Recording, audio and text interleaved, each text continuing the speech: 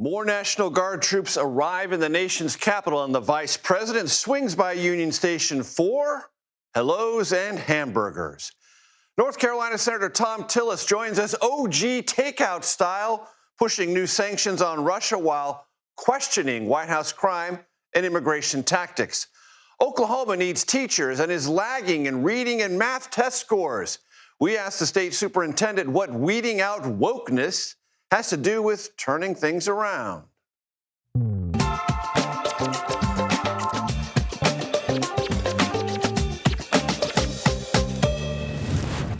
Hello, everyone. I'm Major Garrett in Washington. Let me welcome you to the Takeout. If you haven't guessed or noticed already, this is a different kind of show.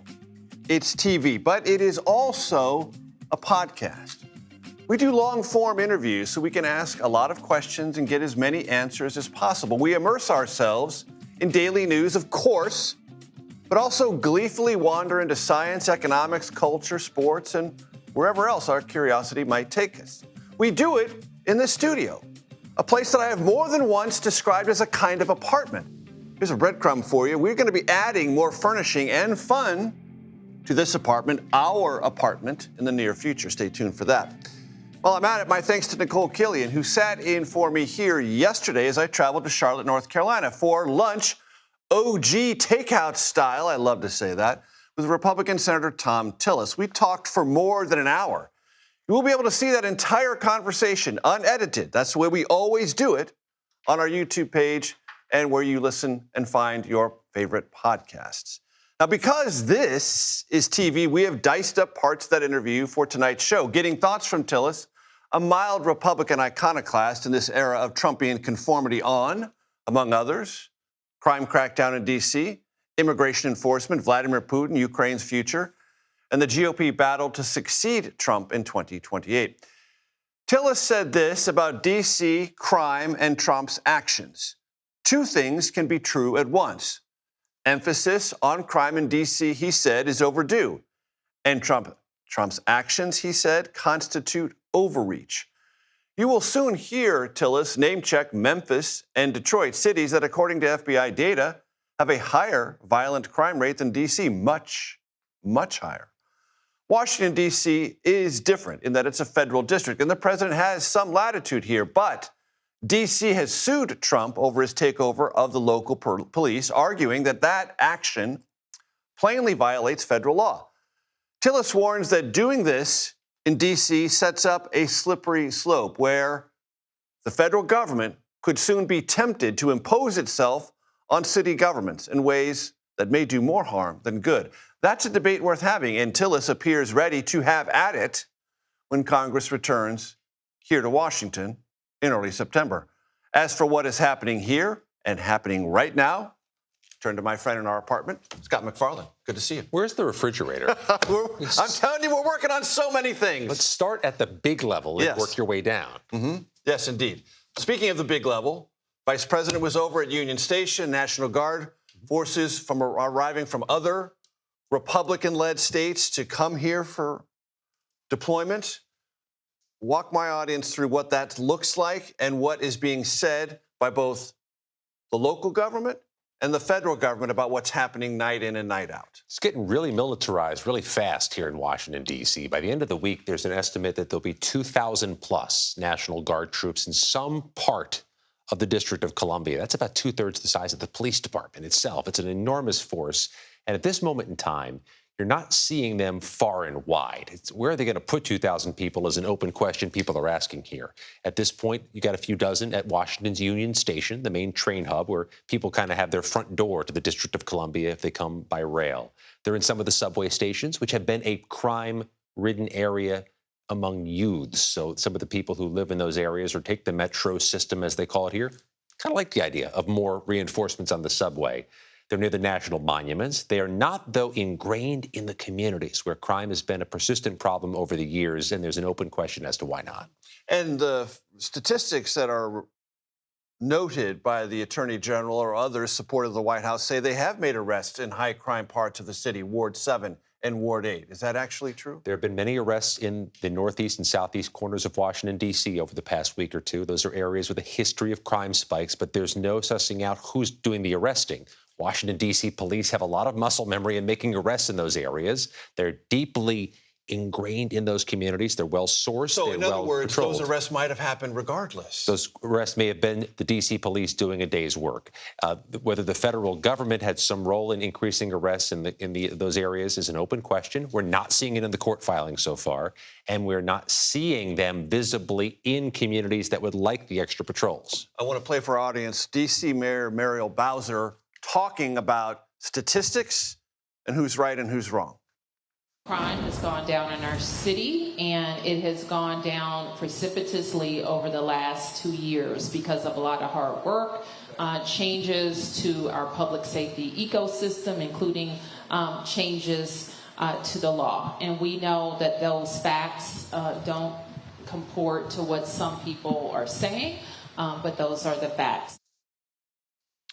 One other thing I want to ask you about, Scott, the new U.S. attorney here in Washington, D.C., made an announcement about enforcement regarding shotguns and long guns. The U.S. attorney is Jeanine Pirro, who obviously is an ardent Trump supporter, a Fox News figure and loyalist, now serving as the top prosecutor in Washington, issuing this determination that they're not going to prosecute people simply for possession of long guns and rifles in Washington, D.C., and she's saying that's based on recent court rulings, that you shouldn't be doing that. It's noteworthy the timing of that. Making that announcement's not a shocker, but doing it while you're trying to crack down on crime in Washington, D.C. really does serve two different masters here. You can emphasize that you're getting rid of illegal guns in Washington, but also protecting gun rights, politically threading quite a needle there. Scott MacFarlane, as always, a pleasure, sir. Now to Senator Tillis and his thoughts about all of this, at least on the crime. What are your thoughts about what's happening in the District of Columbia right now? Do you think there is overreach going on or something that's overdue? Yes. Both of those can be accurate. Two things can be true at the same time. Yeah, okay, well, so let's peel back the layers, all right? D.C. has a crime problem. The D.C. leadership has allowed the problem to get worse. They should be held accountable to that. But where do we stop? Do we honestly think that D.C. has the worst crime problem in the United States? No, it's got a crime problem. But where do we go from here? Do we go to Gary, Indiana, Detroit, pick some red state, go to Memphis, a red state, it's got a crime problem. Where do we go? As a limited government conservative who believes that states and local governments are the best equipped to deal with it, maybe we should be putting public pressure on them.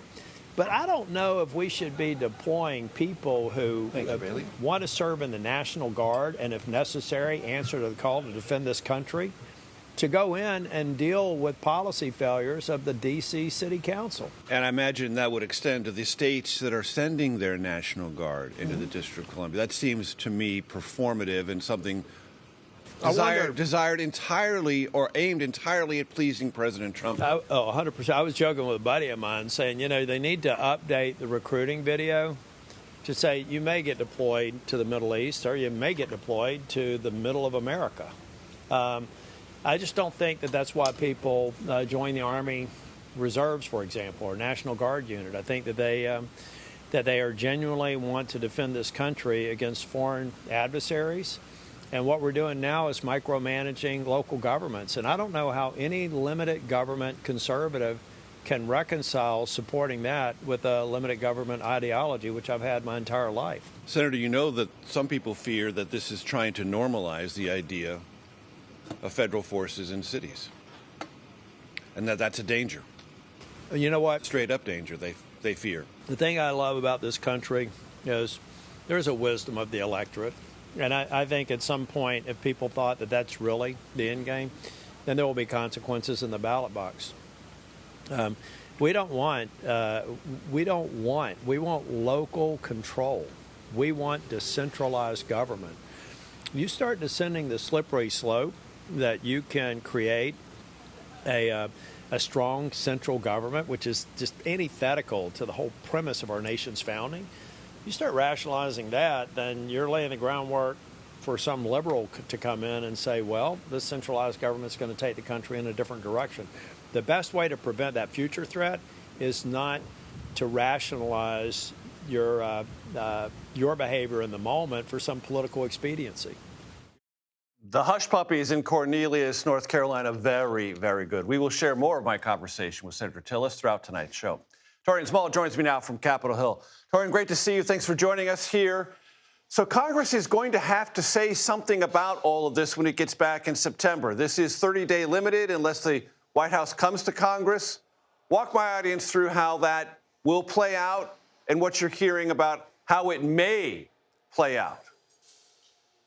Yeah, so, Major, I should start off by saying that Republicans are firmly behind Donald Trump when it comes to this takeover. We've heard from Representative Comer, the oversight chairman, who said that he is readying a legislative package that would address some D.C. laws that need to be addressed. As he says, and as the president says, the city or the district, as it is currently soft on crime. A part of that is also reinforcing this takeover edict by a joint resolution. Now, whether or not there will be enough support across chambers for that to actually go forward and extend this is another thing. But then there's also the idea that Comer floated of bringing in D.C. Mayor Muriel Bowser to testify before the oversight panel and really to put a spotlight on what he's calling Democrats being soft on crime. At the same time, we see Democrats looking to fight back. The D.C. delegate, Eleanor Holmes Norton, she and other Democrats co-sponsored a bill that would essentially give the power of the National Guard to D.C. and take it away from the president. Ultimately, though, home rule is what's being litigated. And as the president looks to extend his power over that, we're also seeing court cases come up that could likely tie this up for some time. Now, Torian, if in fact Congress were to put something before itself in the House or Senate to extend this 30-day power that the president has invoked, what's the threshold to pass that?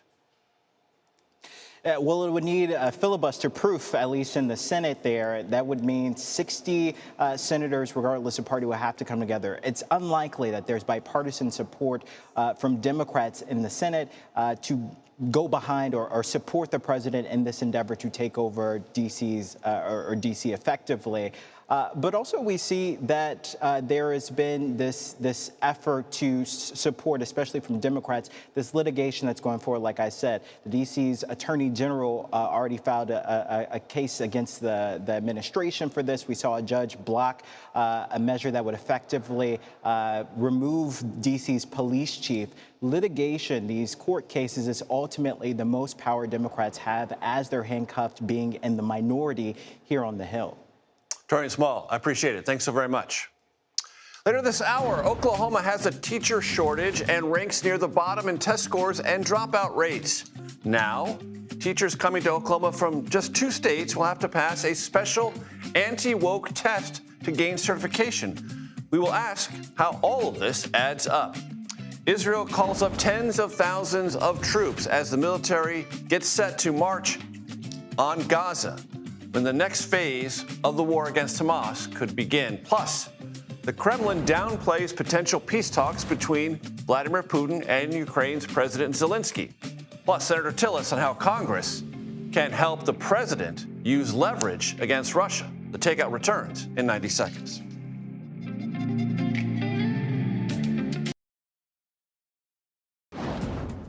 Welcome back to the Takeout. The White House is attempting to finalize a date and a location for a possible meeting between Russian President Vladimir Putin and Ukrainian President Volodymyr Zelenskyy.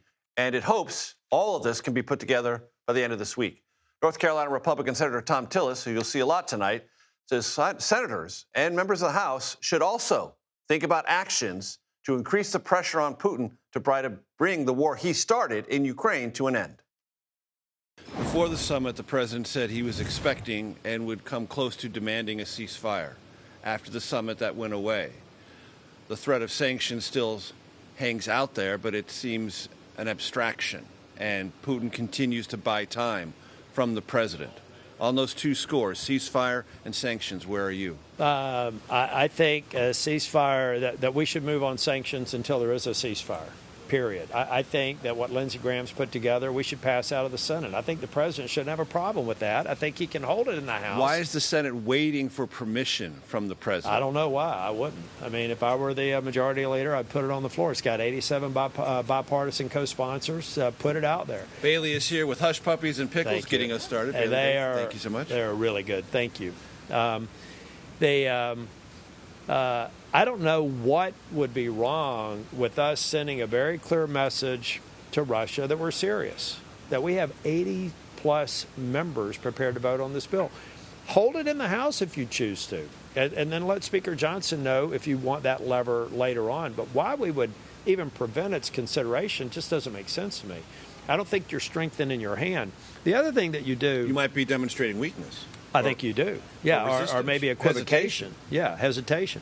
I think it also sends a message to countries that would be affected by the sanctions that we're serious about it. So get to work now in case that we do pass it out of the House. So I'll be going back to D.C. and really encouraging, which I already have, to the majority leader that I think we should move it out of the Senate. I think Lindsey Graham agrees with that, and then just hold it in abeyance in the House, have a little bit more weight. What's your gut tell you? Does that happen in September?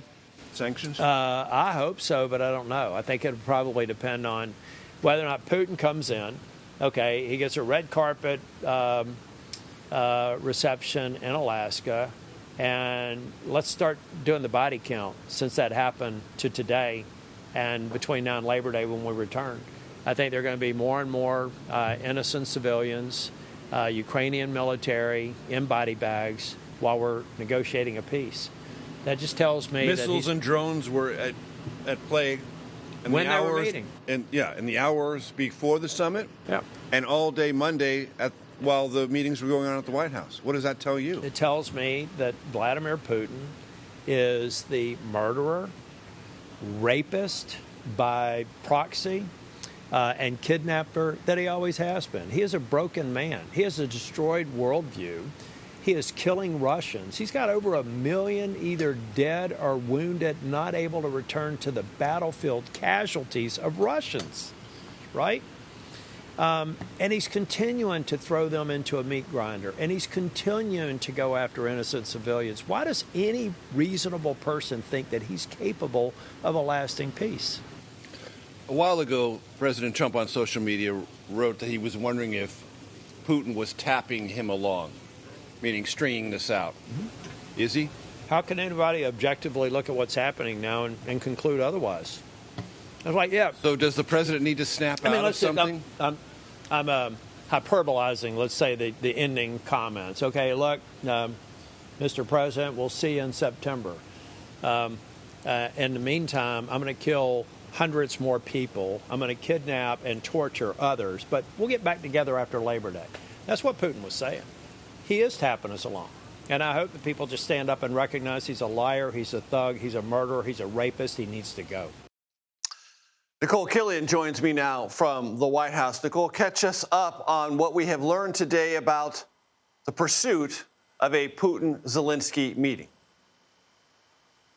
Well, we're still awaiting details about when and where this could all take place. Of course, we confirmed just yesterday that Budapest could be a potential location for bilateral talks between Presidents Putin and Zelenskyy. Emmanuel Macron, president of France, has also thrown out Geneva as a possibility in a recent interview. So discussions obviously remain underway. The White House remains hopeful maybe they can get something firmed up by the end of this week, although one official told me it's not necessarily a hard and fast deadline. The president, for his part, though, has made clear that he does believe these two leaders do need to sit down without him. He believes they have a lot of issues to resolve, that they have a very bad relationship, so he does believe that it is incumbent on them to sit down together before he gets involved again, although he said he would if need be. So, again, it remains a very fluid situation, but still the White House is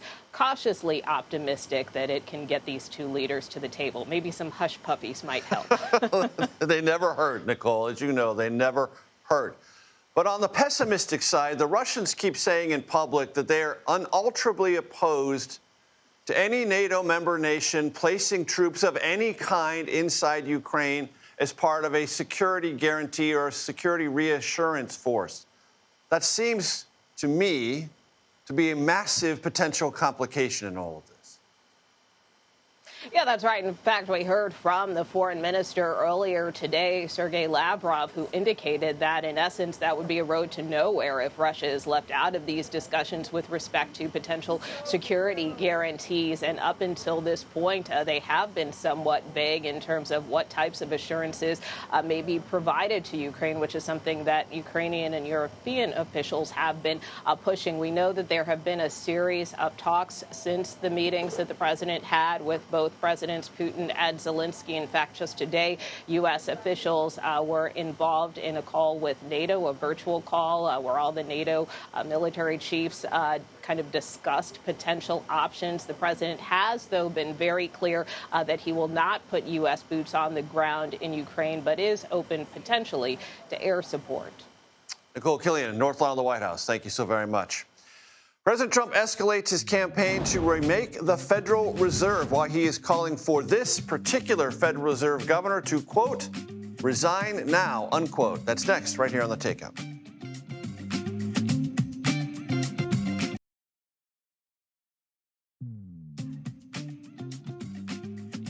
Welcome back. Welcome to the Conversation Corner. But for a moment or two, it's going to be a teleprompter reading corner because I got some copy to read here. Because here's a look at what else we and now you are watching this evening.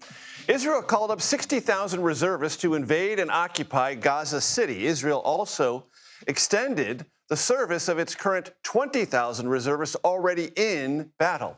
Hamas on Monday accepted a 60-day ceasefire and said it would release half the hostages it still holds. Israel was cool to the ceasefire bid. The move into Gaza is meant to increase military pressure on Hamas as Israel, after 22 months of fighting, contends it can still achieve its objective of wiping out the terror group that launched the October 7 attacks inside Israel. To complicate these matters, Israel approved a large apartment settlement that would effectively split the occupied West Bank in two, undermining a future Palestinian state. Target, a leading national retailer I'm sure you've heard of, continues to lose ground to Walmart and Amazon, so much so its CEO of 11 years, Brian Cornell, is stepping down.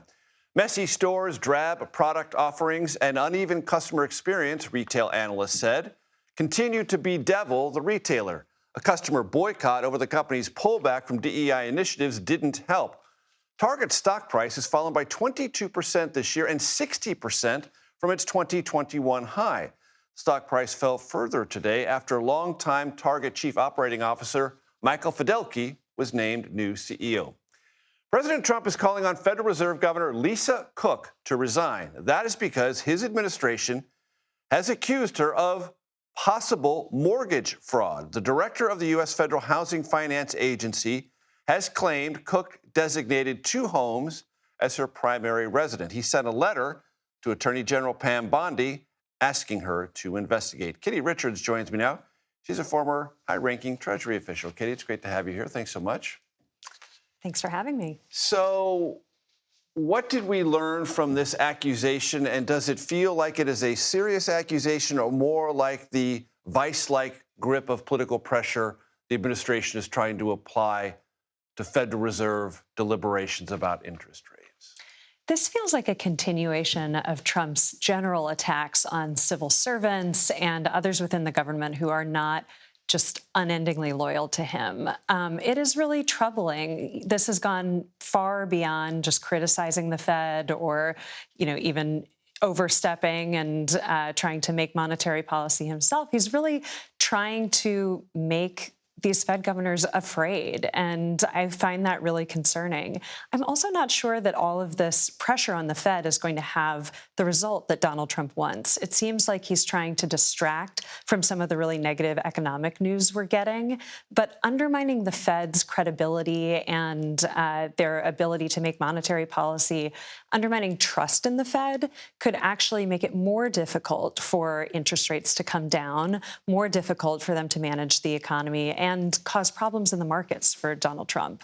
Put simply, the Federal Reserve Chair Jay Powell, the Federal Reserve governors wanting to maintain for now and in the future the Fed's independence, will not want to look as if it is bowing to overt political pressure, wherever it comes from. I think that's absolutely right. And it's also the case that a lot of the way that the Fed manages the macroeconomy runs through, both the operations that they do in the market, but also the trust that the markets have. So there's a lot of talk about inflation expectations, for example. If the markets start to feel that the Fed does not have control and is making decisions that aren't guided by data, the market's going to start to be more concerned that the Fed won't be able to keep inflation in check. And that can have a self-reinforcing effect. And the Federal Reserve's minutes were released from its most recent deliberations, and there's still concern about inflation and tariffs. And, to be clear, inflation is ticking up again and remains significantly above the Fed's 2% target.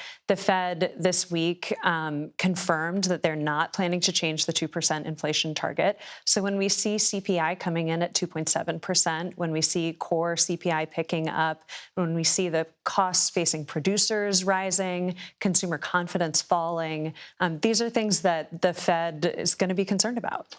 And is it your interpretation of what happened today that if the Fed had already lowered rates, nobody's bank mortgage statements or assessments or representations would be under a Trumpian microscope? I think that this administration seems pretty bent on having loyalists in positions of power.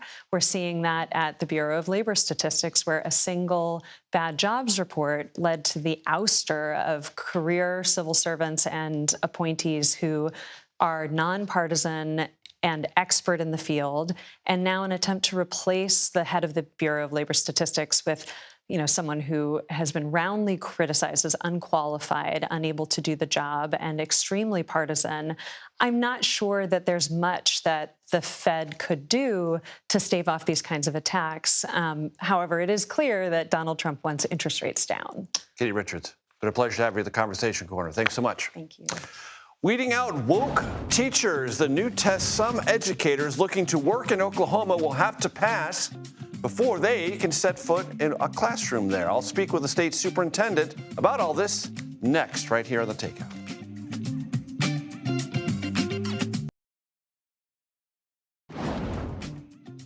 Welcome back to The Takeout. Oklahoma is preparing to require public school teaching applicants from New York and California to take a test before they can be certified. I want to learn more about what this test is, why it needs to happen from those two states, and help me understand that, Oklahoma Superintendent of Public Instruction Ryan Walters joins us. Mr. Superintendent, thanks for joining us. I appreciate it. Before we get to the test, I just want to lay down some facts because I know you care about them. Does Oklahoma have a teacher shortage?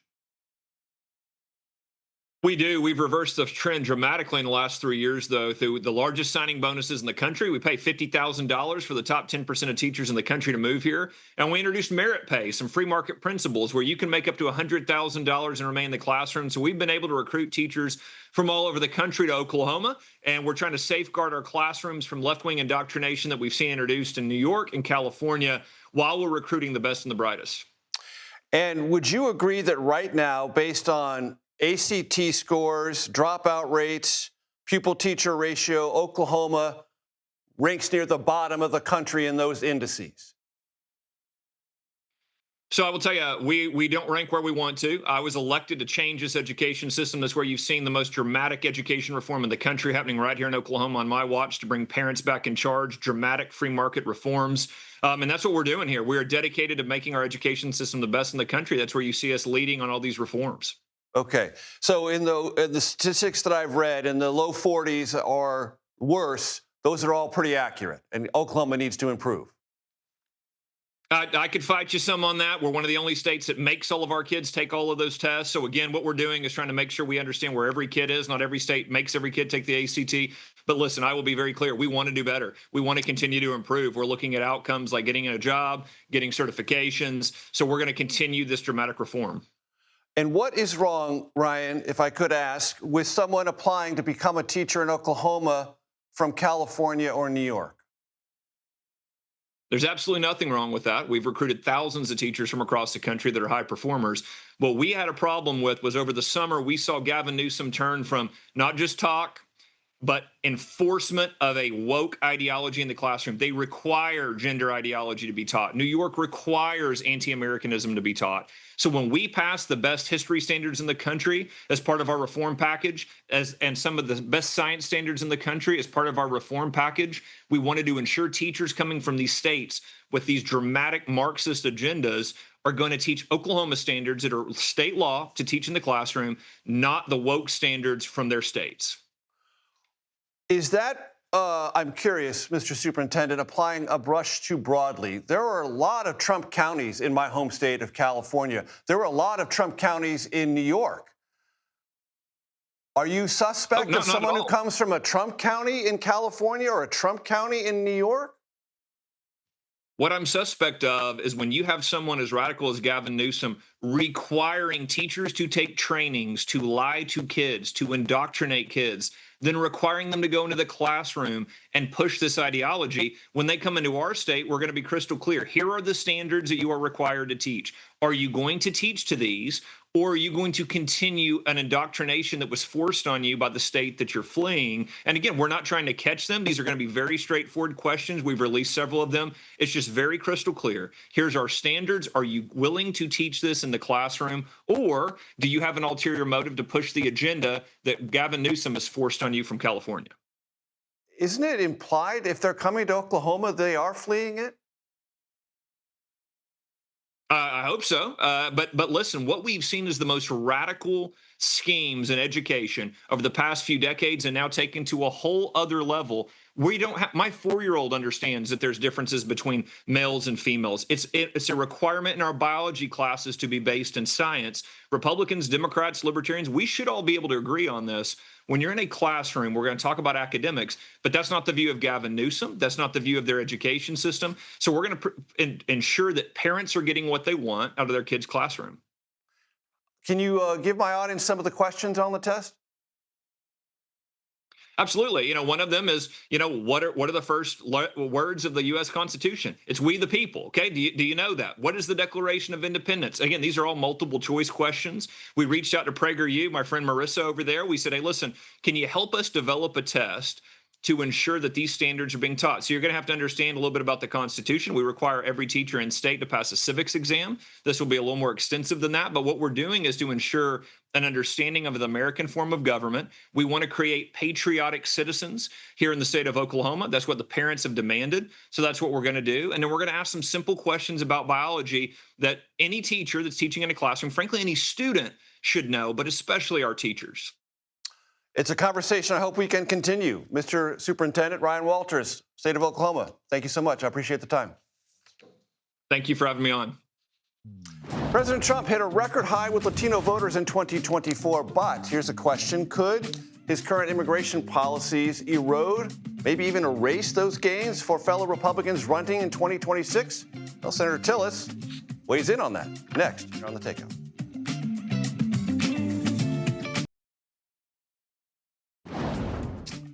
Welcome back. In another effort to narrow access to legal immigration benefits, the Trump administration is directing government officials to screen applicants for trying to work or live in the United States for their, quote, anti-American views. North Carolina Republican Senator Thom Tillis, who's been thematically spread throughout this evening's show, talked to me in Cornelius, North Carolina about immigration. He has some concerns about a political backlash. Are you, in any way, shape, or form, alarmed by anything you have seen from this administration in the immigration space? Yeah, I think it's another area where I'm starting to track reactions of Hispanics. And I believe if we're not careful, we're going to lose some of that mojo that the president had going into the last election. Not so much for the president, he's termed out. But for members that are running in districts and in states where the Hispanic population could be the margin of error. What do you think is happening? Do you think they're coming to different conclusions about what was promised and what's actually happening? Yeah, because, I mean, and if we're not careful, we could be repeating the very sort of perception, it's not reality, but the perception of what led them to legally immigrate to the United States. I'm talking about the legally present population. Hispanics, for example. They left countries that had military presences in all of their towns. They left countries where they didn't feel like that they were fully benefiting from due process. They left those countries. So if we're not careful, even though it's not directly affecting them, if they're legally present, they're going, I don't know, this feels like a country I left, the nation of my birth. I always said, you have any idea how profound it would be to decide that that country you grew up in, the one that you probably said their pledges to and listened to their national anthems, that it was so bad you wanted to turn your back on it and become a citizen of another country? And so it's got to be burned in their mind what those circumstances were. And any time our behavior, it's not literally what they fled from, but any time our behavior mimics that, I don't know. I think that's runs roughshod over due process. Right. Or bypassing a shortcut. That's not. Anytime you start rationalizing taking shortcuts to due process, to freedom of speech, to freedom of expression, then it gets people who have lived under oppression, I think it gets them nervous, and rightfully so. How about gimmicky names for detention centers like Alligator Alcatraz and Deport Depot? And I think it's goofy. I just don't buy. I never advise businesses. I never advise them on goofy little slogans and stuff. It may seem cute in the moment, but if all of a sudden you've got somebody in Alligator Alcatraz or whatever the other garbage they're calling these facilities, it starts affecting families, and people kind of like joking it off. I think what they're doing, they may be fine if they're in a confirmed position in the White House, but if you're running in a tough district, you should be looking at that rhetoric and see how it's going to help you get reelected as a Republican. Is the party over for Elon Musk? Well, when you're the world's most wealthy person, it's never really over. There's always a party. But just weeks after the tech billionaire announced that he was launching his own political party, third party, why he is hitting the brakes on those plans. That's next here on Takeout.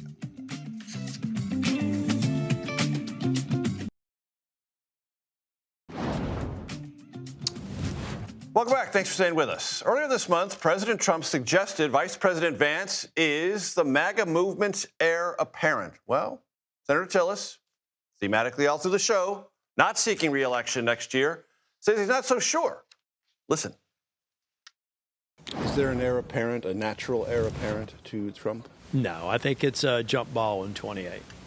Absolutely jump ball. I think we're going to probably see one of the most diverse fields for the Republican primary that we've seen in modern times.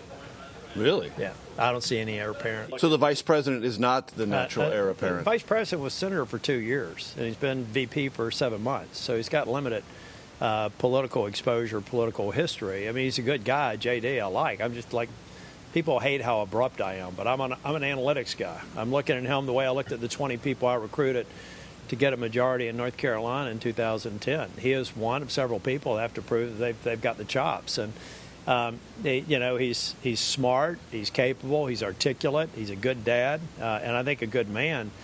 But he's had 2.5 years experience.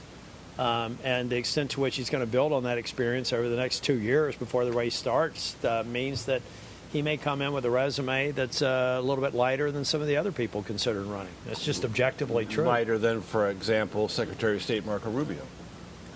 Could be, if Marco decides to run, or governors who may run, maybe other senators who want to run. You can watch my full interview with North Carolina Republican Senator Thom Tillis on our YouTube page and all of your favorite podcast platforms. I know you might have many, but you can just listen on one. You don't need one. Joining me now here at the family table, political reporter for Notice. Remember, that's News of the U.S., Oriana Gonzalez, and congressional reporter from the Washington Post, Mariana Sotomayor. I think we would all agree J.D. Vance will not be sending Thom Tillis a fruit basket. Oh, yeah, that was not an endorsement, man. It was a million miles away from one. Oh, 100%. I think, first of all, Thom Tillis is really in his era of he can just say whatever he wants. He's retiring. He doesn't know anything. But very relevant to see. And I think what he's getting at is what happens to the Republican Party after Trump? That's what he wants to know. It's like, are we going to see candidates that want to keep Trump's legacy going, or are we going to see candidates that want a different party? And quite clearly, he wants something different. Absolutely. I mean, we have seen how Tillis has distanced himself and clearly be very outspoken against the administration and certain policies, and how Republicans should be thinking differently about the effects that the Trump administration has, you know, whether it's on immigration, the economy. Republicans need to be thinking differently. And frankly, we don't know where the Republican Party will be in a year and a half. And if all of these MAGA policies, voters are saying, I don't like the way that this is happening. I don't like how the economy is potentially going to be worse. I don't like these mass deportation issues. I mean, that could actually allow a new Republican to come forth. And let me put this before both of you. In the segment previous to you coming into the family table, we listened to Thom Tillis say, look, some of this immigration stuff may really rub those who came to the Republican Party in 2024 the wrong way, because it will too closely mirror the experience they fled in whatever country they left to come to America. I was struck by that. It wasn't just like, well, we should pay more attention to due process. No, we are creating an environment where people will be fearful, and that could hurt us politically. How do you evaluate that? I mean, that's something I am very curious to see how all of these immigration policies end up impacting them, because the thing with the Republican Party and Hispanic voters is that we have seen Hispanic voters slowly shifting away from the Democratic Party and towards the Republican Party.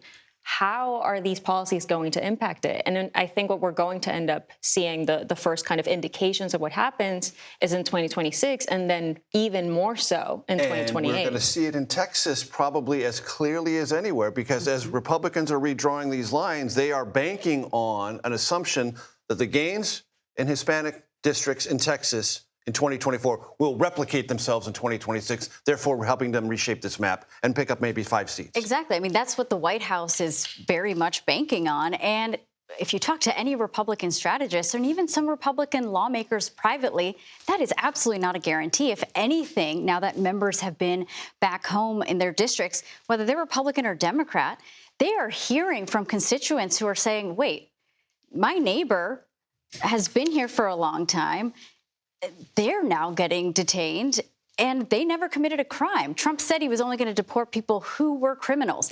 And we're now starting to hear from especially the House Republican contingency of South Florida. They're being slightly more outspoken and saying this, if more people continue to have experiences, just know people in their community who are being detained, potentially deported, that is going to have significant ramifications for the party. The anecdote effect of politics, which is what you hear, what you experience in the community closest to you, pulses through your political orientation in the very next election. That's a factor. Also, Oriana, we're seeing more and more reports across the country of labor shortages in industries that rely and have relied historically on immigrant, even undocumented labor.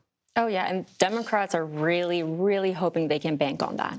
Because, again, as I said, like, we had seen the shift of Hispanic voters towards the Republican Party, and Democrats are kind of now smiling through this, of saying as much as we disagree with these policies, they might help us in the long term with Hispanic Mariana, voters. let's go back to where we started with J.D. Vance. The Wall Street Journal reporting yesterday that Elon Musk sort of backing away from the whole idea of an America party, a third party, and trying to reestablish his connections to J.D. Vance. Yeah, it's very interesting that he is kind of positioning himself to get behind Vance, whether he ends up being the nominee, which, of course, Tillis says no, without saying no. Needs to buff up his credentials. Yeah. And I mean, we have seen Musk at different points, right? His money is influential, helped Trump. But when he put his money behind the Wisconsin Supreme Court race, for example, the Republican didn't win there. But $300 million can earn you some credentials. Yep, sure it can. Great to have you both. Oriana Gonzalez, Mariana Sotomayor. It's been a pleasure to have you here. That's it for the Takeout today. Please stick around. The Daily Report starts right now.